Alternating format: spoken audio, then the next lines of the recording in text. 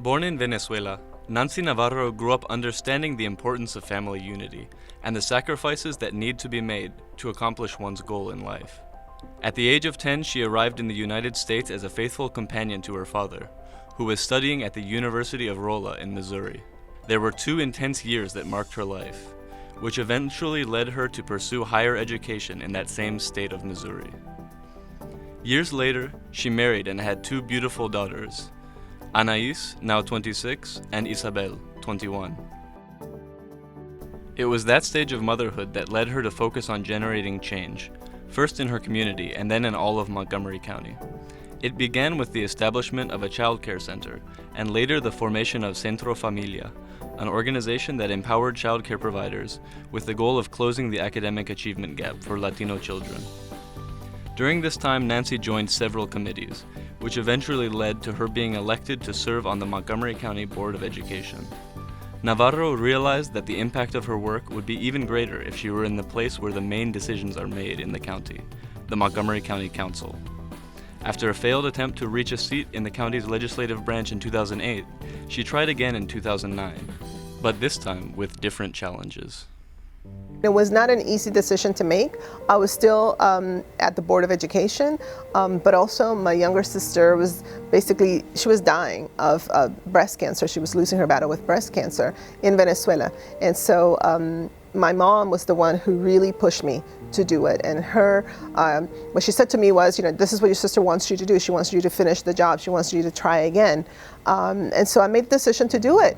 And nonetheless, it wasn't easy. I mean, back then, both in 2008 and 2009, I had to face a lot of anti-immigrant rhetoric. I remember being in one particular debate where one of the people running against me, and they were all men, said that immigrants were like animals walking on 2 legs. And the audience actually laughed at that. And so for me, it was a very difficult time, both personally, but also thinking about the macro picture around the backlash against immigrants, which we're still now seeing it today even more.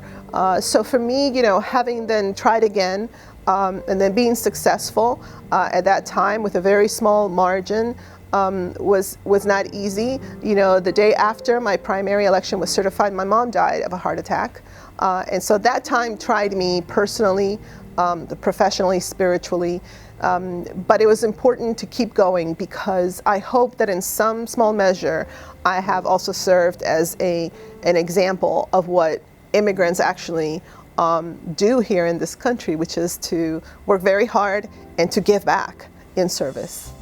It has been nearly 10 years since she got elected. During her time in the County Council, she has served as the chair of the Council's Government Operations and Fiscal Policy Committee, and served on the Education Committee. This has been a wonderful and very productive time of my service on the County Council with my colleagues. I'm very proud of the first minimum wage bill, which was signed during my presidency. It is something that I worked very hard to shepherd along with my colleagues here.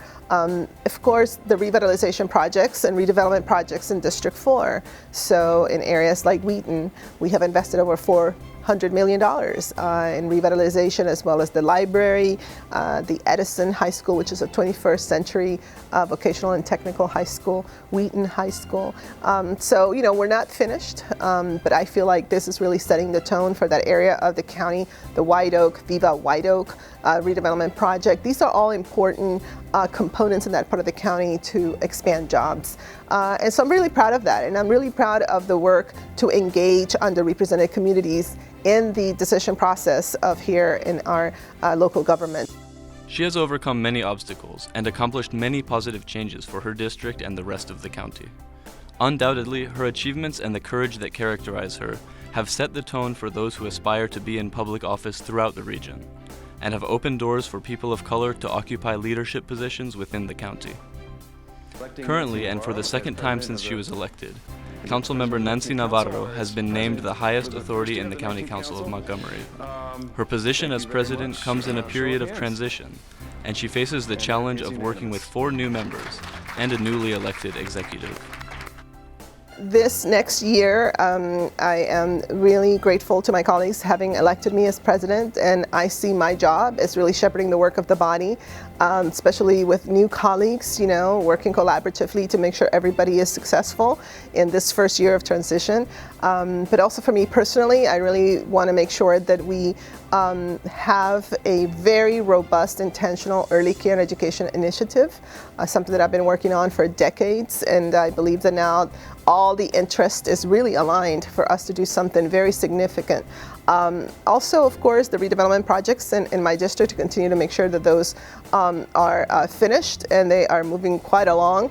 I also want to dedicate 2019 to the work to develop an equity policy. My goal is that we will adopt legislation in the fall of 2019 that will establish an equity policy for Montgomery County government. I think that is both something that is important in terms of closing a lot of the disparities. It also has to do with fiscal responsibility as well, because we need to know that we are spending our money wisely with the desired outcomes. I mean, that is really critical. Civic engagement and education. MCPS continues to be in the school system, continues to be something of importance to me. So I'm really looking forward to this year and to the term in general.